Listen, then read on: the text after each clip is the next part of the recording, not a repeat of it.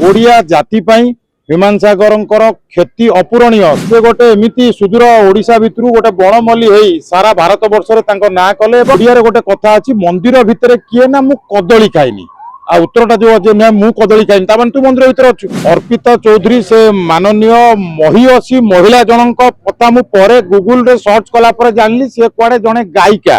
अवश्य से को धरणर गायिका सेटा मु कहबा ठीक हेबनी, सेटा आपनक दर्शक अनुमान करि परिबे जे से गायिका कोनोसी आगो धाडीर गायिका नुहंती नै। ह्यूमान सागर चली गले एवं से अपूरणीय क्षति ओडिशा संगीत राज्य रे होंतु बा ओडिशा कलाकार इतिहास रे देखिबे से भलिया कलाकार मिलिबा बहुत कष्टकर। एवं से गोटे एमिति सुदूर ओडिशा भितरु गोटे बणमल्ली हेई सारा भारत वर्ष रे तांको ना कले एवं जणे भल लोक भद्र लोक।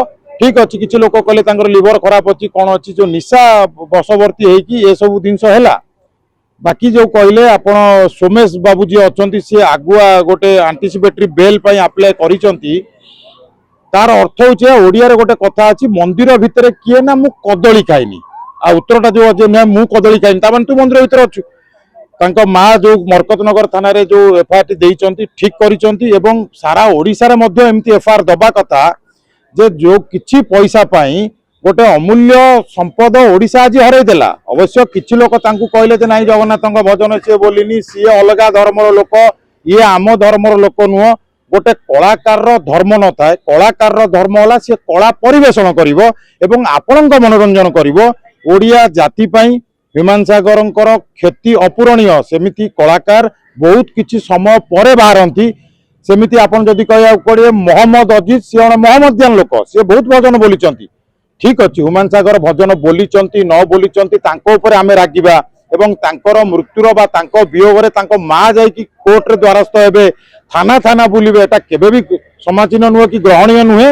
अवश्य जो सोमेश बाबू कथा आपन कहले जदि आपण आंटीसिपेटरी बेल पई अप्लाई करूचंती जे मते गोटे बेल दिया जाऊ ता माने तुमे सेथिरे संपृक्ति तुमर अछि।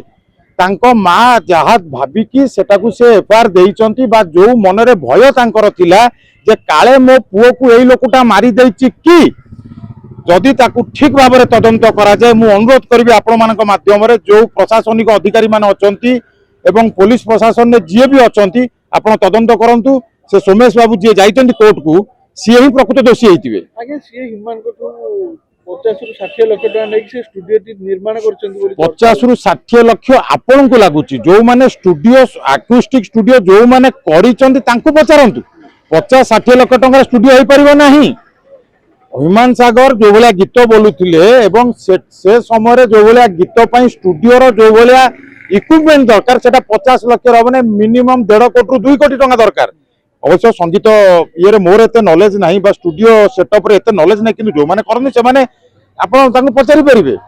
50-60 लाख नुहे कहना ह्यूमान सागर जन आगधाड़ी कलाकार थे, बहुत स्टेज शो करुले, फिल्म रे गीत गाउले, बहुत पैसा से रोजगार करते एवं से जने स्वाभिमानी लोक थे। तांकर देह खराब सत्वे मध्य गुड़ाई स्टेज शो रे आपण देखिथिबे से कहिथिबे जे मु गाई पारुनी टिके अपेक्षा करंतु किंतु मु गाइबी। ता अर्थ होला या तांको मैनेजर लोकंटू पैसा नै आसी परे खबर पाइछन जे मो देह खराब सत।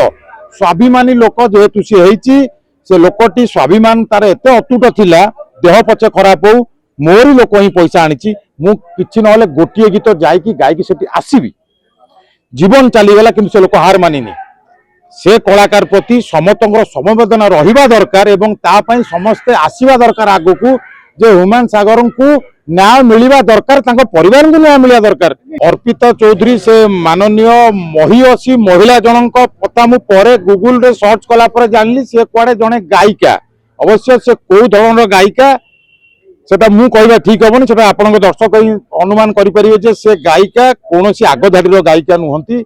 हाँ अवश्य किछि लोक कहले जे नाही से तांकोटू पैसा पत्र हेल्प नैचंती कोन नैचंती बा तांको सहित तांकर संपर्क थिला, सेति पई तांको स्त्रींकर तांकर गंडगोल हेतिला।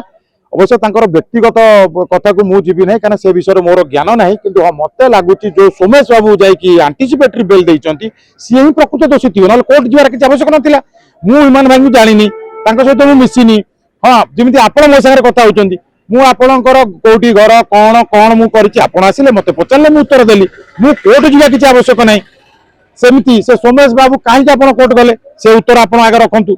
ଆପଣ ସାମ୍ବାଦିକ ମାନଙ୍କୁ ଗଣମାଧ୍ୟମ ଆଗରେ ପରିପ୍ରକାଶ କରନ୍ତୁ ଯେ ମୁଁ କୋର୍ଟ କାହିଁକି ଯାଉଛି। ଗଣମାଧ୍ୟମ ଲୁଚୁଛନ୍ତି ସବୁ।